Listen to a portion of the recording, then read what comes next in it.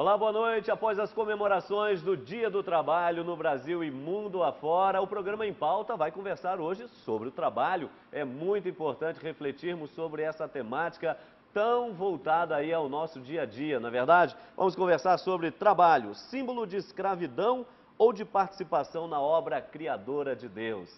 Falamos, é claro, a partir dos nossos estúdios em Belo Horizonte. Estamos aqui na Avenida Isabel Bueno, número 400, no bairro Jaraguá. E aqui já, correção, hein? Não há 7, mas há 9 anos. Isso mesmo, o programa Em Pauta já está no ar há 9 anos. E no ano que vem, olha, muitas novidades por aí, viu? Nos 10 anos do programa Em Pauta, você vai ver muita coisa nova por aqui. Mas enquanto estamos militando aí na Casa dos 9, o nosso querido Frei Antônio Moser, diretor-presidente da Editora Voz e, claro, também doutor em teologia. Frei Moser, boa noite. Trabalho é com a gente mesmo, né? É conosco mesmo, Padre Hamilton. 9 anos de trabalho, pois de suor. É. E, no entanto, quantos milhões de pessoas já sintonizaram com Em Pauta. Ontem ainda vindo do Rio de Janeiro, depois de uma turbulência muito grande, uma senhora dizia, mas o senhor é do Em Pauta, né? Eu digo, não tem jeito mesmo. Ou seja, é o resultado de tanto trabalho, né, Frei? Bom, nós convidamos e agradecemos por estar conosco aqui pela primeira vez no programa e com muito carinho recebemos o doutor Manuel Mendes Costa. Ele é advogado trabalhista e também leciona na Faculdade Pitágoras, especialmente Direito, obviamente, no programa de pós-graduação na região metropolitana de Belo Horizonte, especialmente em Contagem, né? Doutor Manuel, boa noite, seja bem-vindo ao nosso programa. Muito boa noite a todos, é um prazer estar aqui para debatermos um tema de tamanha relevância. Tá certo, doutor. E vamos imediatamente à nossa matéria inicial para que você em casa acompanhe assim, uma panorâmica do que vamos conversar nessa noite. O trabalho escravo é uma das formas mais graves de exploração do ser humano e afeta os princípios e direitos fundamentais do trabalho, afrontando também os mais elementares direitos humanos, como a vida, a liberdade e a dignidade do trabalhador. Temos motivos para comemorar o Dia do Trabalho? Ainda existem pessoas que desenvolvem o trabalho com alegria ou esse profissional está em extinção? Até que ponto uma política assistencialista pode contribuir para a formação de uma sociedade de aversão ao trabalho? O que nós cristãos poderíamos fazer para que o trabalho fosse mais valorizado e fonte de alegria e realização? Trabalho, símbolo de escravidão ou de participação na obra criadora de Deus? No Em Pauta desta noite. Tá ok, tá aí para você. Olha, e um detalhe importante, enquanto nós vamos conversando aqui, você pode ir tweetando com a gente, tá entendendo? Vai interagindo aí, através aqui, no caso, no meu Twitter, não é PE_Hamilton, e você vai interagindo com a gente, vai dando também a sua opinião, vai falando se está gostando do programa, se não está, as exposições aqui realizadas, tá ok? Vai interagindo com a gente. Depois vou falar também do nosso endereço que você já conhece e bem para sugestão de temas, que é sempre importante aqui para a gente no Em Pauta. Afinal das contas, tudo que conversamos aqui normalmente brotam também de sugestões que chegam até nós através dos e-mails, dos amigos pelas ruas, dos lugares que visitamos, porque a gente quer debater realmente coisa que realmente esteja aí de acordo com o seu dia a dia, com a sua vida, com a nossa vida, tá certo? Frei Moser, falar de trabalho é óbvio que para fundamentarmos bem, a gente precisa voltar, no nosso caso aqui, especialmente cristão, à Bíblia e, de modo especial, ao livro do Gênesis, porque aí nós temos uma coisa bastante interessante, que no ato do chamado pecado original, quando Adão e Eva, a humanidade no seu início, portanto, são expulsos do paraíso, ou seja, daquela presença de Deus, então recebem uma palavra um tanto dura. Nós até nem gostamos muito de dizer, né, maldição, mas a palavra de Deus vai nessa linha, ou seja, a partir de agora, disse para a mulher, você dará à luz em meio a dores de parto, não é? É assim que você vai dar à luz. Depois diz ao homem, não é? Com fadiga tirarás da terra o alimento para toda a vida. E aí o homem começa a sua trajetória nesta terra, não é? Um pouco sem aquela presença original, santificante de Deus, mas tendo que ele próprio produzir o próprio sustento, né? O próprio sustento. Então, com dores, com sacrifício, com luta, como é que o senhor concilia trabalho e essa maldição inicial aí do livro do Gênesis, por favor. Bom, em primeiro lugar, Deus nunca amaldiçoou a humanidade. Pelo contrário, sempre a abençoou. E o livro do Gênesis, sabidamente, nos 11 primeiros capítulos, não deve ser tomado ao pé da letra. É do gênero sapiencial. Então temos que saber interpretar. Ora, foi escrito provavelmente em duas etapas, uns dizem 700 anos antes de Cristo, outra etapa um pouco mais recente, 600 antes de Cristo, ou seja, bem antes de Cristo, quando de fato, como é que o ser humano arrancava o seu sustento? Era com suor, com trabalho, mesmo no sentido do peso. Depois então vem uma etapa, por exemplo, entre os romanos. Trabalho remete para trípalos. Trípalos é uma espécie de canga que se colocava nos bois ou nos cavalos, então a tração animal, o arado. Mas houve um período em que as próprias pessoas puxavam o arado. O arado é apenas um dos instrumentos, não é? E dentro desse contexto é que se entende, era realmente muito duro. Mas por outro lado, eu gostaria de mostrar um outro ângulo, mesmo à luz desse texto do Gênesis, da experiência da minha família. Eu sou privilegiado, porque fui o último, protegido de todos, mas meus irmãos mais velhos, meu pai, trabalharam muito antes do trator. Não é? Então, era o trabalho de preparar a terra, um trabalho duro. E depois também, mesmo a terra preparada, colheita, tudo isso era um trabalho muito duro.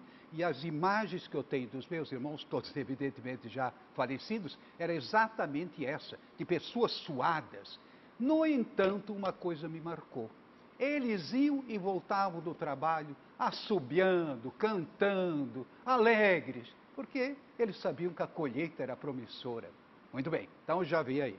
Segundo lugar, no tocante à mulher, as dores do parto, ora, o parto sempre traz um desconforto, evidentemente. Então, o autor sagrado, ele parte de uma experiência de vida, principalmente naquela época, como é que eram os partos, né? E que condições. E, então, ele, digamos assim, usa essa simbologia. Mas, na realidade, a bênção de Deus, ela resulta de um empenho humano. No caso, a mãe que se cuida, que protege o seu filho enquanto está no seio, no seu seio, né? Se protege. E dentro desse contexto é que você vai ver hoje, naturalmente, não é? Com as cesarianas, não é? Você tem cada vez menos partos naturais.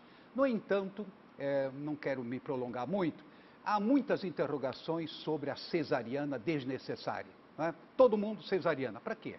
O próprio parto já faz parte de uma espécie assim, eu diria, não de dor, mas de uma espécie de abraço muito tenro e muito terno por parte da mãe, que coloca para o mundo o seu filho, não é, com tanto carinho. Então, eu diria, não há nenhuma maldição, nem no parto, nem no trabalho. E principalmente hoje o trabalho, imagina, com ar-condicionado, eu vejo lá os meus sobrinhos, netos, etc., todo mundo de trator, trabalha alguns dias e o resto eles estão aí, digamos assim, com uma vida organizada.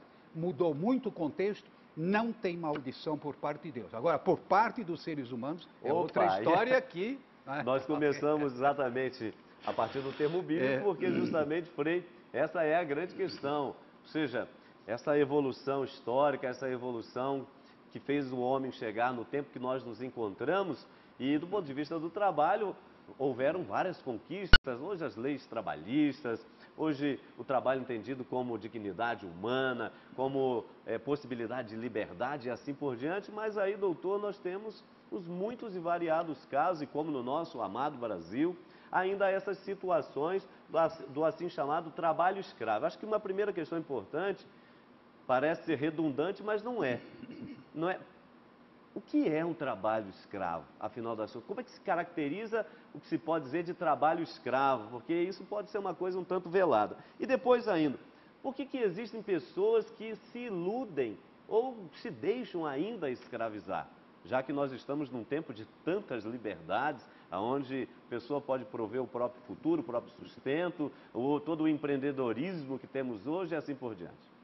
Bem, toda vez que o trabalhador ele se vê diante de uma situação que ele não consegue se desligar do seu empregador, ou mediante fraude, ou mediante violência, ou quando ele está sob uma jornada exaustiva, ou quando ele está numa situação de servidão com seu empregador em virtude de dívidas, situações degradantes, situações humilhantes, nós estaremos diante de uma situação de trabalho escravo, que tecnicamente a gente teria que falar o trabalho análogo a escravo.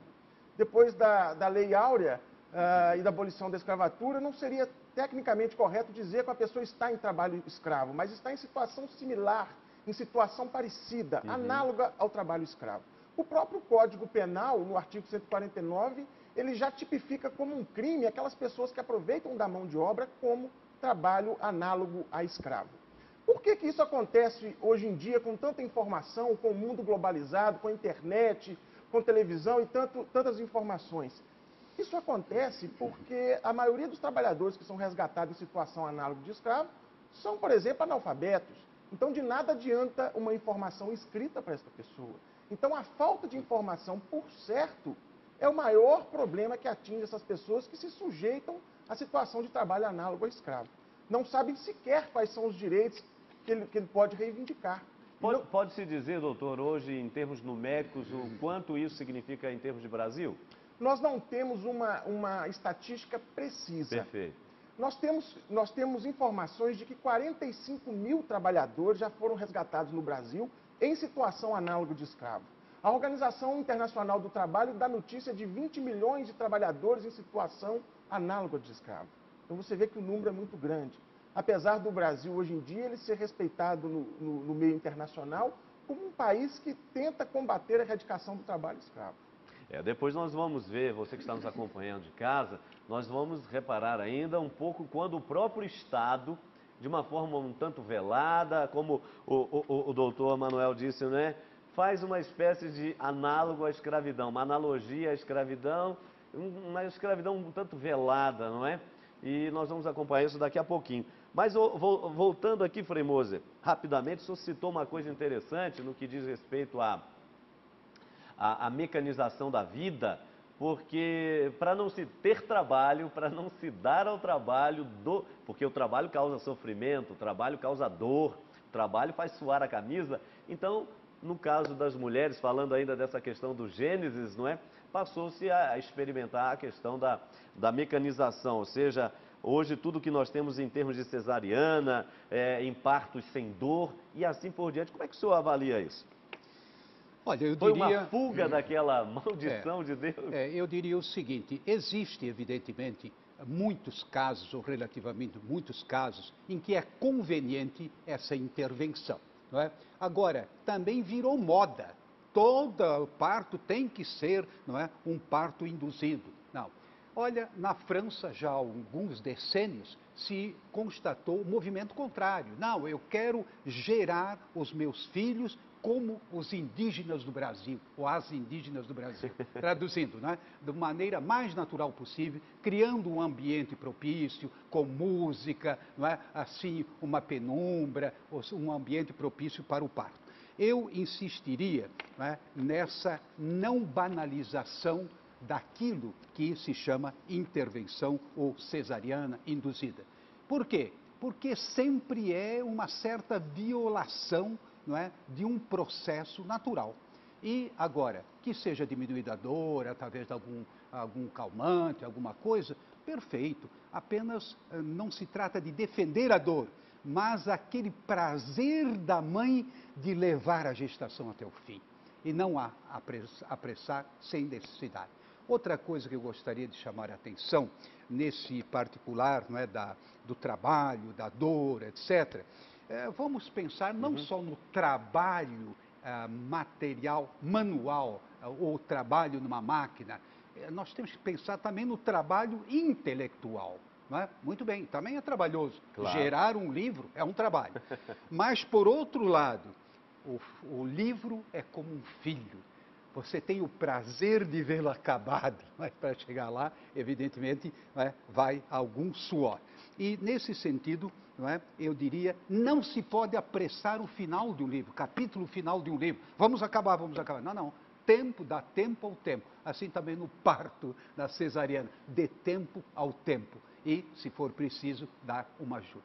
Tá certo. Antes ainda de irmos para o nosso primeiro intervalo, quero perguntar aqui ao doutor, em termos de pessoas que não têm consciência de que o trabalho que realizam se caracterizaria numa espécie de trabalho escravo.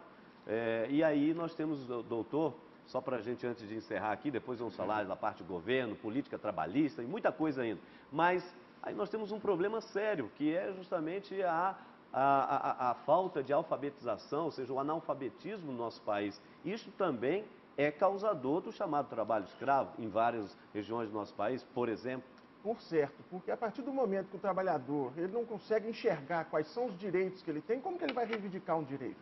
Ele acaba se sujeitando àquela situação exatamente por essa falta de conhecimento, um problema cultural, uma série de fatores que levam o trabalhador a esse tipo de situação.